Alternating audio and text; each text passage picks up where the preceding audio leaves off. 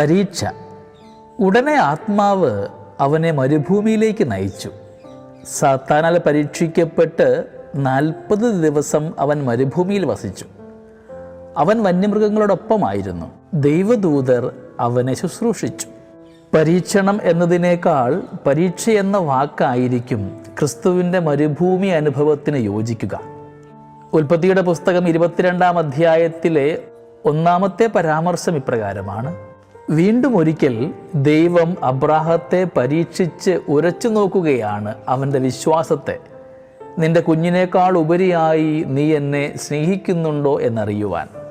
ദുർബലമായ ഇടത്തിൽ മാത്രമല്ല, ദുർബലമായ നേരത്തിലുമാണ് പരീക്ഷകരുടെ സന്ദർശനം.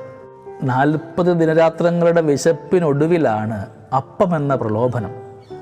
അത്രയും വിശപ്പുള്ളത് കൊണ്ട് കല്ലുപോലും ചിലപ്പോൾ അപ്പമായി അനുഭവപ്പെടും.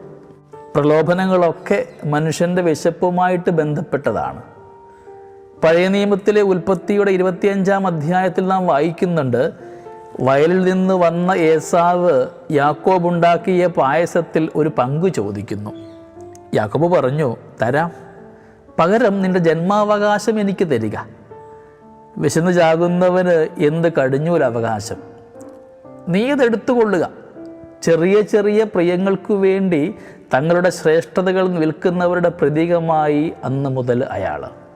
വിശപ്പ് അത്രയും കഠിനമാകുമ്പോൾ നീതിപൂർവമായ കാര്യങ്ങൾ കൊണ്ട് മാത്രമല്ല, എന്തുകൊണ്ടും അതിനെ നേരിടുകയെന്ന മട്ടിൽ മനസ്സ് പാളിയേക്കാം.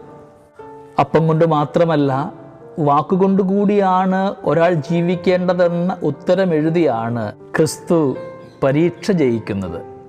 ചിന്തയെ പ്രകാശിപ്പിക്കുന്നത് എന്തും വാക്കാണ്.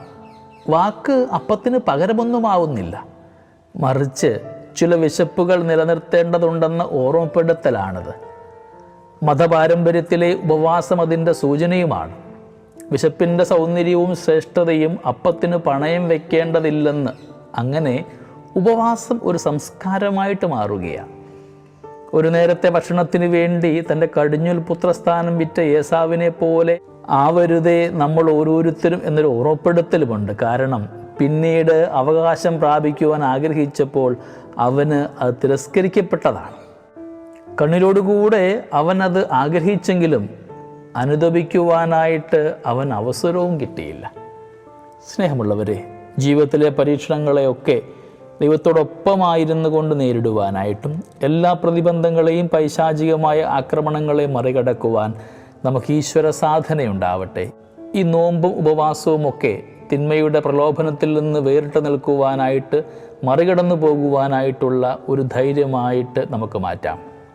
ദൈവം നമ്മളെ എല്ലാവരെയും സമൃദ്ധമായി അനുഗ്രഹിക്കട്ടെ. നമ്മുടെ കർത്താവ് ഈശോ മിശിഹായുടെ കൃപയും പിതാവായ ദൈവത്തിൻ്റെ സ്നേഹവും പരിശുദ്ധാത്മാവിൻ്റെ സഹവാസവും നമ്മുടെ കൂടെ എന്നും ഉണ്ടായിരിക്കട്ടെ, ഇപ്പോഴും എപ്പോഴും എന്നേക്കും. ആമേൻ.